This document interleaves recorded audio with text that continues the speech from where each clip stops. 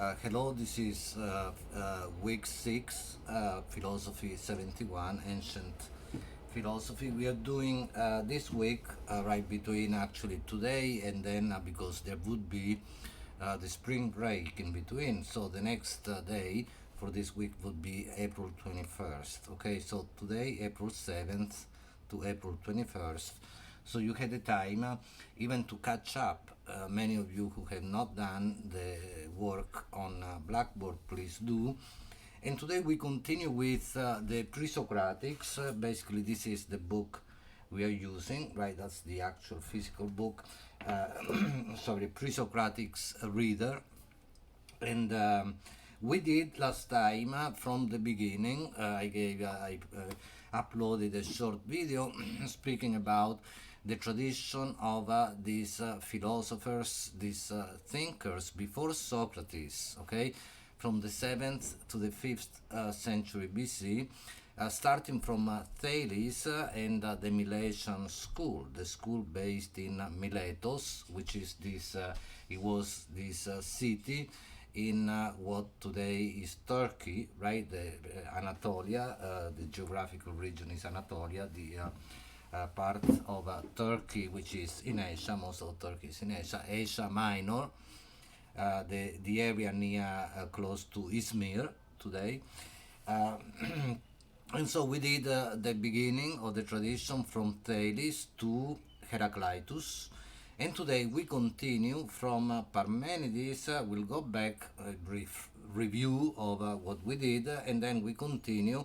We move on and finish with the Pre-Socratics. We go from Parmenides to the atomists, okay, the school of the atomists, and also include the sophists. At the end, you have them also the school of the sophists included in the book by the reader by Patricia Kurt.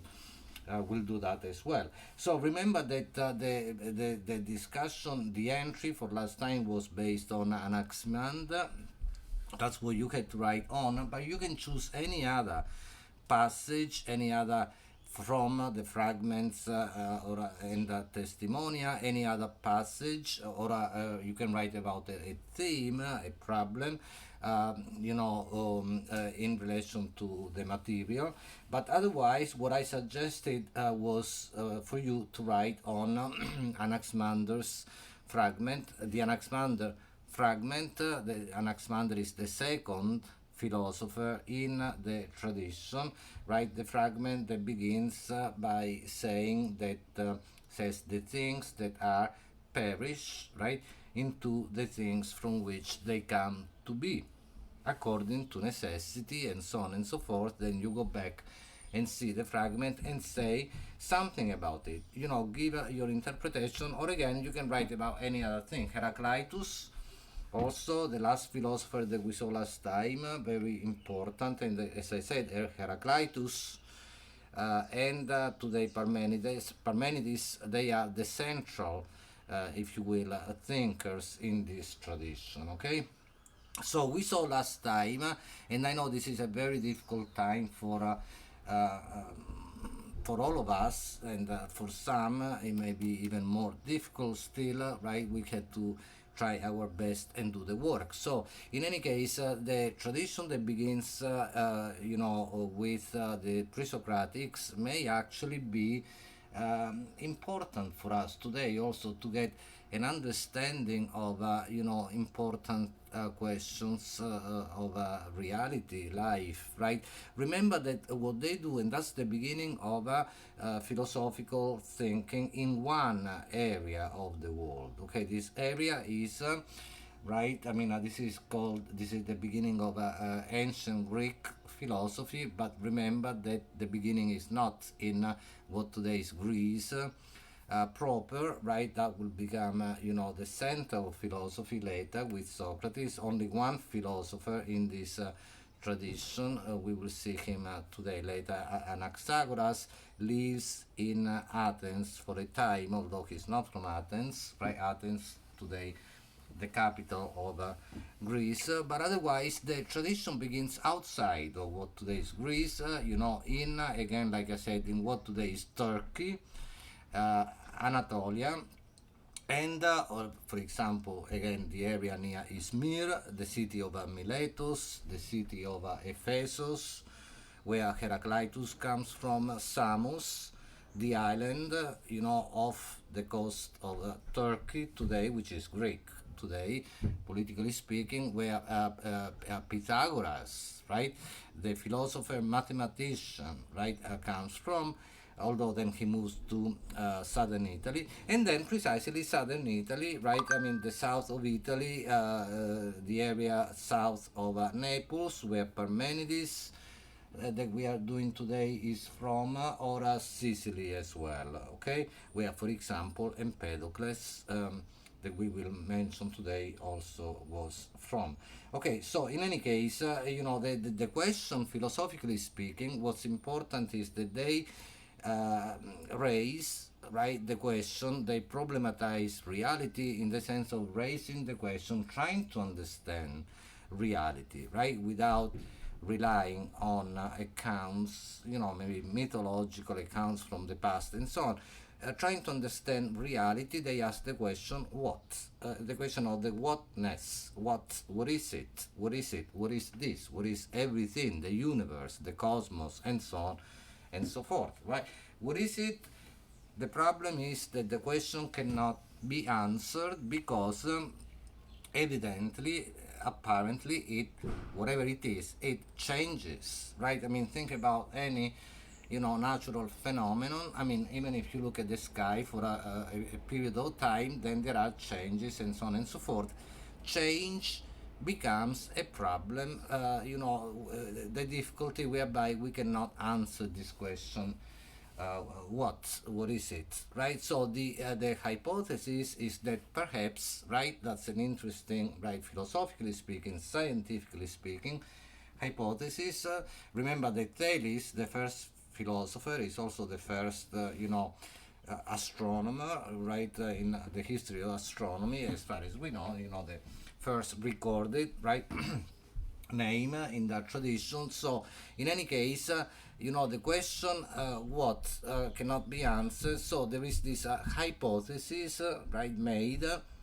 What if? What if there is something, beyond something, an underlying reality at a deeper level that we don't see. So therefore, what we see is the manifestation, right? What is visible, the manifestation of a reality. So what appears to us, and what appears to us changes all the time, but maybe there is something, whatever that is, that does not change. Okay, so this something is called the arche. Arche is the Greek word. You will find it in the book, right? Arche, which is also included in English words today, right? Archaeology, right, and so on. Anarchy, okay, arche is there. Arche is understood as the first principle, right, and the common substance, meaning everything appears different, everything also changes all the time, but there is a first principle and common substance that holds everything together.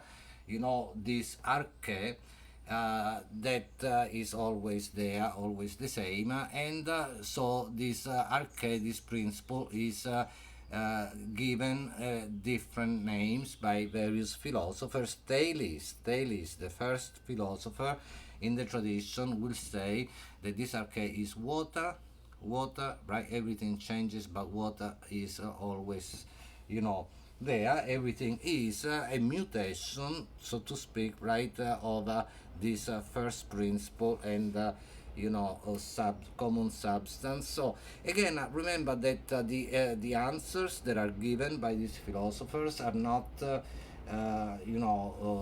certainly are not valid today, not in an exact, precise way. I mean, they're interesting. What's more important for us as always is the case with philosophy, is the question is always there rather than the answer. However, the answers are also interesting. For example, as many historians of philosophy also have remarked on, water, for example, the body, the human body, the living body is made, as we know, for the most part of water. Okay, so, but in any case, that's the answer given by Thales, Thales. Okay, that's the name.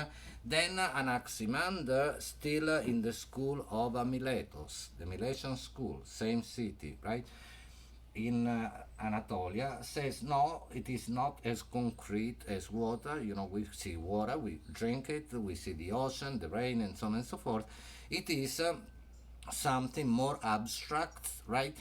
More abstract. It is infinite and indefinite, and he calls it, this principle, this arche, apeiron. You will find the word again in the book. Apeiron, apeiron, apeiron, which means boundless, right? Limitless, without limits, without boundaries, infinite, indefinite, also indefinite, indeterminate, we don't know what it is. Okay, that's the answer given by Anaximander. Very interesting answer. Remember the important fragment, the Anaximander fragment, that I also give that as a suggestion for you to write on, but you can write about any other uh, passage, fragment, and so on. Okay, so this is hey Alex. This is the beginning. This is a review so far. Okay, so then Anaximenes that comes after Anaximander says, well, I mean, again, the idea water might be too concrete and so on, right? But the apeiron is too indefinite, it is indeterminate. So he proposes air as again the arche. Remember, the question is the same. What is it really? What is this principle of reality? The arche, air which is infinite, right? It is still apeiron, boundless, but it is now determinate. Okay, definite. We know what it is. Okay, then we saw briefly.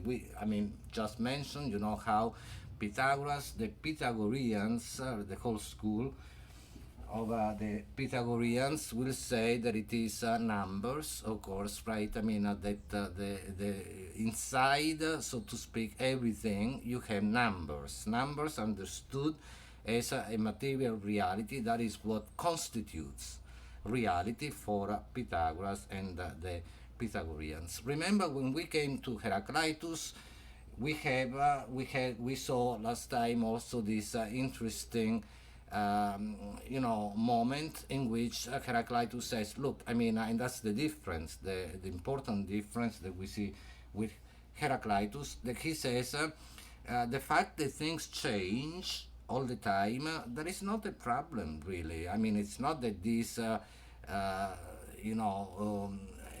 becomes a difficulty in our right attempts at understanding reality, because actually change, becoming, coming to be, and then passing away, change is reality itself. Reality is nothing but this constant process of a change. Okay, so we don't have to look for an underlying reality. We don't have to look for something behind, underneath it. It is this process which precisely constitutes reality. Okay, and basically, he says that in fact, the only thing which is not a thing, a process that does not change, is a change itself. You don't have to look for some other substance or a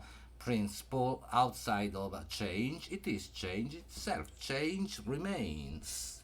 Right? Remember, we saw that wonderful, very short passage, fragment, right? Changing, it rests.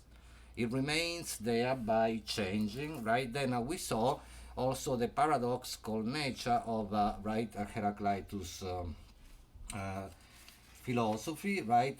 We saw the paradoxes of the river. Remember, right? We step into and we do not step into the same rivers. Yes and no, right? Contradiction, paradox. We are and we are not. I spoke about this last time.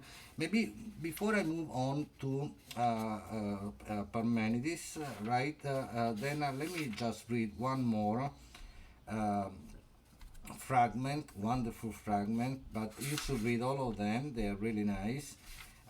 Another wonderful fragment by Heraclitus, right? When he says that, where is it now? Okay, this is fragment 45, right? Page 45 of your book. He says, this cosmos, everything, this cosmos, right? The same for all, none of God's nor humans made. Okay, so there is no creation. It wasn't created by the gods. It wasn't certainly made by human beings. Okay, but it was always and is and shall be an ever living fire, kindled in measures and extinguished in measures. Okay, so that's the, in a sense, the metaphorical take description of everything, the cosmos, reality, the universe, the multiverse, we might say. Today, so which is the same for all. Again, it was not made at any one point and it will not be destroyed. Okay, so again, this is also what science says today, right? The law of the conservation of energy. Think about that. Nothing is created, nothing is destroyed, but everything transforms itself. Energy, fire, okay? So this is the philosophy, great philosophy of Heraclitus. Sorry again for the sketchiness of all this, but I hope that this is, clear to an extent. This has been so far a kind of review of what we saw last time.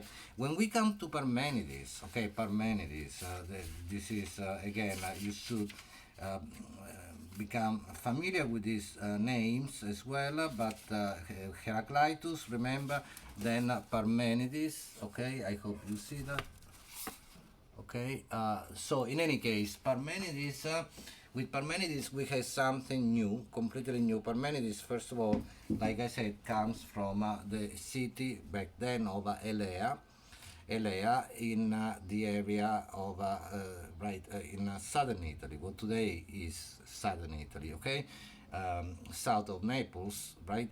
So, and there is a school, a philosophical school, the Eleatic school. We will see Parmenides, the founder of this school, then, for example, Zeno, right, his student, okay, that we will touch on briefly in a moment. But with Parmenides, we have, and again, I had to be brief, this is really dense, this is difficult, but Parmenides says, look, I mean, before we even ask the question, what is it, right? We must also, before that, we had to ask a more fundamental question, which is, we had to make sure that it is, before we ask the question, what is it, okay? So the question here will be, we will see with Parmenides, the question is it or is it not? Because otherwise, unless we find out that it is, it could also not be. It could be, for example, a dream, and so, an illusion, simply illusion, and so on and so forth. So is it or is it not? Right? So this is the question about thatness, that it is, not what, okay? Is it or is it not? Answer, however, Parmenides gives a very precise and very strict answer from the logical point of view, not because that's his preference or whatever. And the answer is, pay attention, yes, it is, and it could not be, because if it were not, it would be nothing. The opposite of that which is that which is not. So if it is not, it is nothing, right? But nothing cannot be, because if nothing is necessarily, it is something, it turns into something. Okay, so I hope this is clear. There is for Parmenides no exit from something, whatever that is, something, anything. No exit from that which is being, right? Because that which is not, he says, is impossible. Nothing is impossible. We cannot even think of it. We cannot even speak of it. Although we do all the time, we speak about nothing. Nothing is there, but it's not really nothing. There is empty space, and so on. Remember that we already problematized these things at the beginning of the class, and when we were in the face-to-face situation, and certainly we saw the importance of the negative with Lao Tzu, right? The Chinese philosopher. You can go back and look at that again. So, but the question is, that is a relative type of negative, of nothing, empty space, the void, which will come back as a concept with the last school in the pre-Socratic philosophy, the atomists, right? Let's say that that is a relative idea of nothing, right? I mean, so we use that all the time. There is nothing there, nothing happened. How can nothing happen, right? So, or we use this, the word in a loose and maybe improper way in language. But in any case, the point is that absolute nothing, right? Nothing in an absolute sense. Nothing at all, right? That is not possible for Parmenides. Okay, so he says that which is, and it cannot not be, it must be, and it can be, and that which is not, and cannot be, right? So this is, again, I hope this is clear. This is fundamentally the central moment in the philosophy of Parmenides, and as you read, especially from the poem, Parmenides' poem, right? It's written in the back then. It was usual to do so, to write in this form. Okay, so you read especially, but let me call attention to these fragments. Okay. Fragment 3 on page 58, you should read very short, okay? For the same thing is for thinking and for being, okay? And this idea comes back in the long fragment 8 on page 60, okay? So then I also read fragment 5 and 6, especially 6, okay? For example, 6 says it is right both to say and to think that it is what is. What is that which is, what is something, being. For it can be. It can be. But nothing is not. Okay? So nothing is not. So let's not even think about it. So read also, especially then fragment 8, the long poem. That's where he explains most of this in a difficult way, I agree, but try to use your interpretive skills, right, and to really unpack these dense lines, okay? But another one is fragment 7, the beginning of fragment 7 on page 59. I read this one, just this one line. For in no way may this prevail, right? The things that are not are. Okay, I mean, if something is not, then it cannot be. So what this means is basically that for Parmenides, right, and that's the beginning of a metaphysics that we spoke about when we were in the face-to-face situation, the study of the essence of reality, right? Not simply reality in the sense of what we see of it, what's in front of us. Reality is never only what's in front of us, but the essence of reality. So there is here the split, the distance, right? The metaphysical problem, the metaphysical split between, right? I mean, what seems to be the case, what in fact is the case, between appearance and essence, and so on and so forth. Okay, so there is, in Parmenides, this idea, which is then in place throughout pre-Socratic philosophy of the cycle. We saw that in Anaximander too. This is even now more sophisticated, the cycle of appearance, right? So things are or they aren't. Okay, whatever is forever, right? It's the idea also in Parmenides we have of eternity, right? Uh, Pay attention. Then I will come back then later with Socrates, Plato, with the ideas, the theory of ideas. We will see that later next time. Okay, but the point is that things they appear, they enter enter the cycle of appearance, right? Cycle of appearance, and then they go away, right? From so birth, death, generation, destruction, and so on and so forth. But the point is that if something is, then it must always be. So that's the point in Parmenides, whereby Parmenides seems to be saying the complete opposite of Heraclitus, for whom everything constantly changes, right? Change itself is the only process that is always there.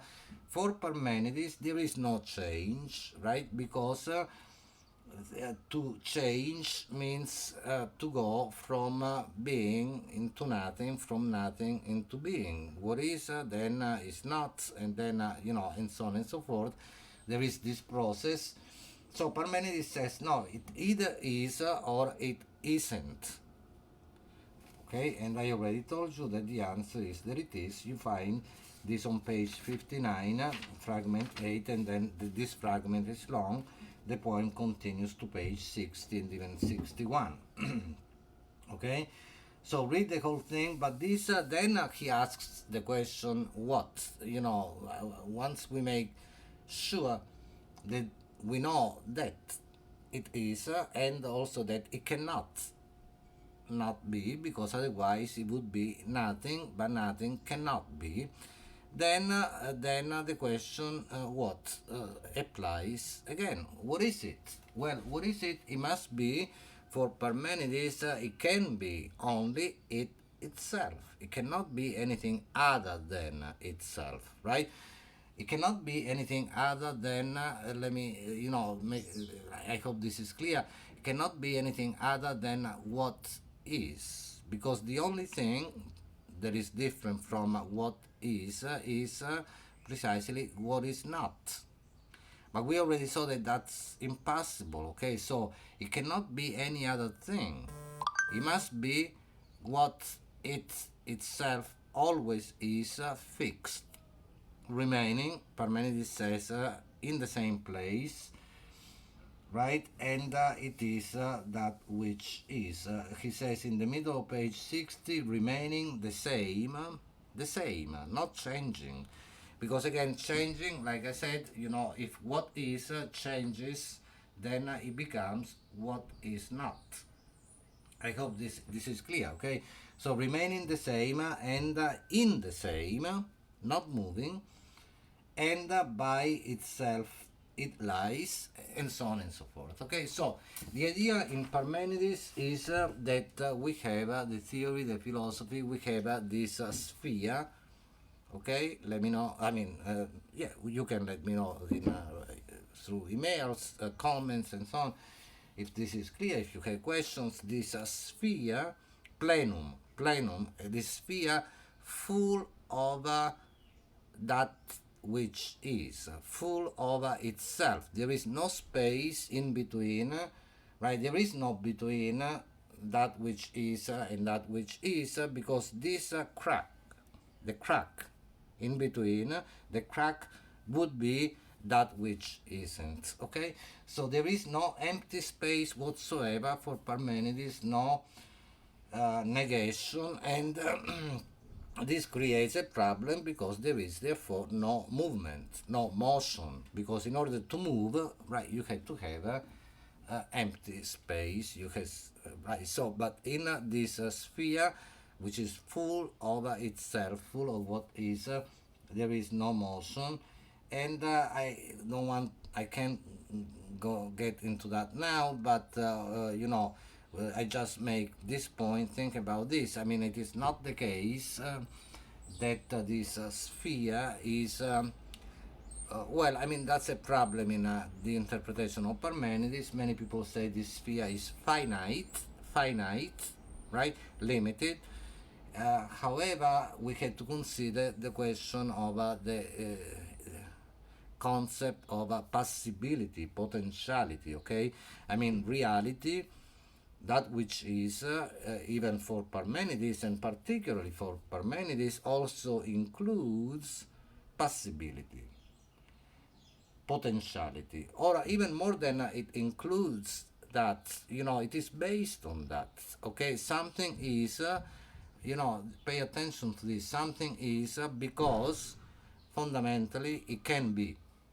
Let me give a concrete example. I'm speaking right now, right? Because, right, I do that because I can speak, right? If I couldn't speak, I wouldn't speak, right? So, the modality of a can, possibility, I can do it.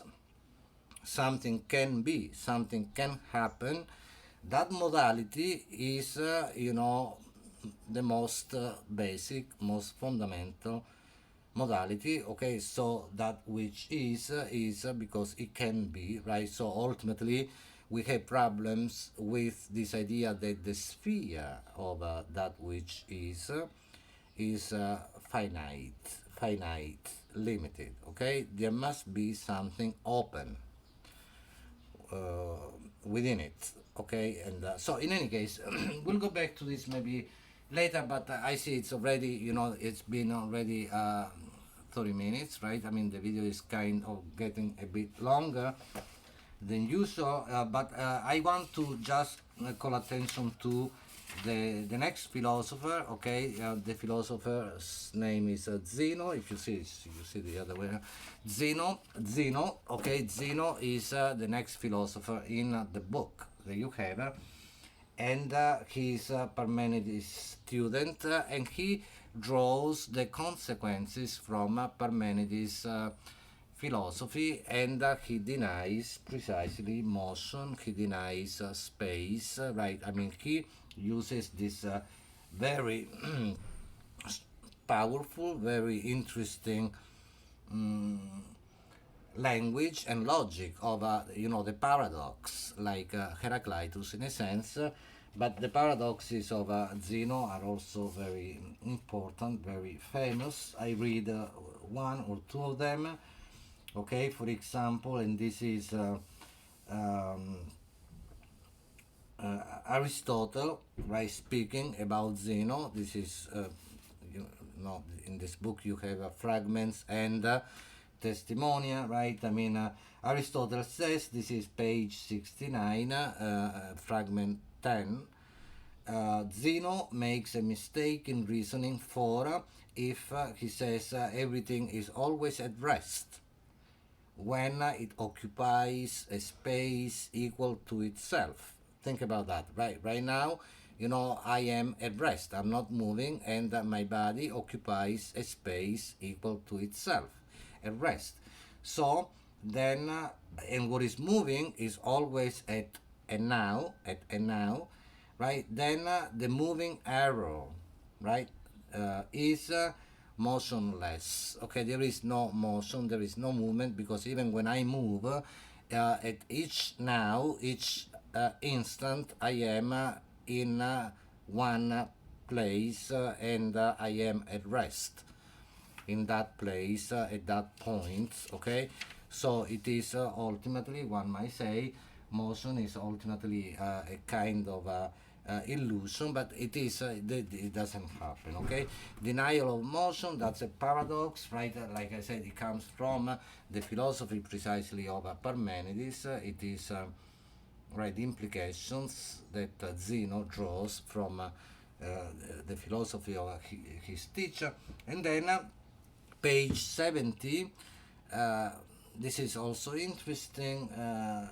This is another philosopher, Simplicius, writing on Aristotle and making a reference to Zeno. And he says, speaking about place, right, if place exists, right, where is it? For everything that exists is in a place, right? I mean, if something is, must be somewhere, right? We cannot think about something that is and is nowhere, right? So therefore, if place exists, then place is in a place. This goes on to infinity, therefore place does not exist. Okay, so which is interesting. I can't go into that, in depth here, but it is interesting because ultimately what he is Zeno addressing is the fact that there is ultimately no ground foundation, that the ground itself is groundless, right? Because everything must be in a place where is the ultimate, the final place. So this again shows what I was saying before, that even the plenum, the sphere full of that which is ultimately not closed, not finite, okay? Because again, even the ground, the foundation is groundless, there is no limit, okay? Okay, in any case, then I had to be very brief about this. Read also the fragments, the section on Empedocles. uh, Empedocles is again, lived in Sicily, was from Sicily. And in Empedocles, we had the idea that there are, instead of one, right, substance like water, air, aperon, right, there are, multiple, a few substances, earth, air, fire, and water. And the combination of all of them is responsible for the coming together, the combination responsible for the making of things, that are, okay? Read these sections as well, and then read the section about Anaxagoras, who's also interesting. In Anaxagoras, you see this idea of the seeds, seeds, seeds, many seeds, an infinite number of seeds, right, coming together and making up the the compound bodies, the bodies that we see. In Empedocles, to go back one moment to Empedocles, I mean, there are also these moments of these forces of love and strife, right? I mean, whereby, there is basically this attraction and then repulsion, whereby things come together and then they fall apart. Okay, it's a dynamic philosophy. But I want to briefly speak about, the atomists. The section is on page 109. 109, you will read, there are two main thinkers in this school, Leucippus and Democritus, you will see. But fundamentally, in this school, what we have, the important moment philosophically, is that there is a solution, if you will, to the problem created by the positions of right, Heraclitus and Parmenides. Heraclitus, on the one hand, for whom, right, everything changes, right, everything flows, right, constant change. But remember, the change itself precisely is constant, right, does not go away. And Parmenides, for whom nothing changes, right? That which is, and that which is not, and cannot be. So again, remember that for Parmenides we had this idea of absolute nothing. I hope this concept is clear. But the atomists say that reality as a whole is made actually of the full and the empty. Reality as a whole is made up by what is and what is not. What is the full is the atoms from the Greek atomos means uncuttable, that you cannot. So the smallest element in reality, full, right? And then the void, the empty space in which, right, the atoms constantly move and randomly move and they hit one another and they come together and they, in doing so, they uh, produce, they constitute, they make the bodies, the compound bodies, that we see, and so on and so forth. Okay, so but fundamentally, and this is, it's repeated in many fragments. I call attention for you to go and read with particular care. For example, fragment 3 on page 111, but then the same, comes back the same idea, but fragment 3 from Aristotle's Metaphysics, right? So this passage says precisely that Leucippus and his associate Democritus, right? I'm reading, declare the full and the empty or void to be the elements, right? Calling the former, right, the full, what is, and the other, right, the empty, the void, what is not. Okay, so and fundamentally that's the idea. Okay, and this comes back often, the same idea. For example, fragment 6 that begins at the bottom of page 112 says the same, right? I mean, and really the last line from the bottom of page 112 in this fragment, I mean, a passage from, again, Simplicius, says further he, right, Leucippus, Democritus also, posited that what is no more than what is not, and both are equally causes of things that come to be. Okay, things that come to be, that enter the cycle of appearance, that come to be, become, and then pass away. Okay, all these things are caused, are produced by both what is and what is not. Okay, the full and the empty. Okay, reality as a whole includes, just like in Lao Tzu that we saw in the Tao Te Ching, includes this negative element, dimension, the void, and so it includes nothing, relative nothing, right? Not absolute nothing. So in this, the atomists agree with Parmenides, but relative nothing, right, must be part of reality, because it is in this way that we can actually recuperate, that we can have again back, the possibility of motion, movement, and therefore, the necessary dynamic process whereby things can precisely come to be and then pass away, and so on and so forth. Okay, so that's reality.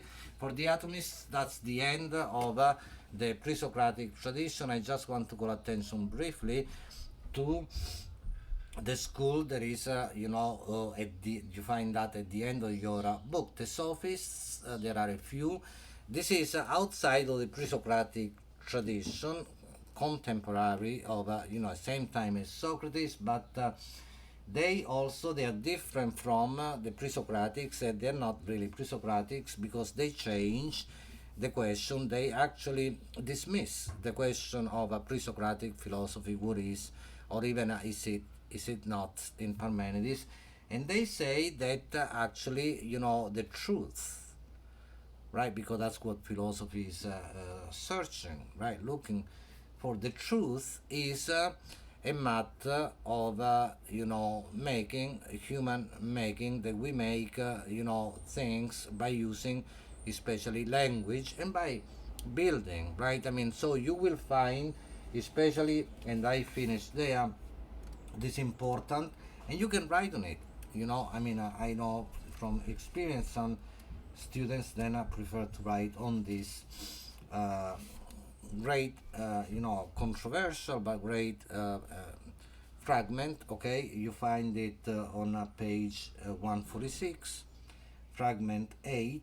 This is Protagoras. Protagoras is one of the main sophists, right, who have a bad reputation in philosophy, right, because they dismiss all the question of the truth with a capital T, let's say. They say, truths are made by the use of a language, rhetoric, the art of a persuasion, right? I mean, if you have a strong argument, you establish the truth. Okay, this is what we see problematically happening every time during a trial, right? The language of the law is, again, the prosecution, the defense, who has the truth, who knows, right? Again, it depends on very often the argument made, they establish the truth, whoever has the stronger argument. That's the position, okay, that the sophists have. That's why they have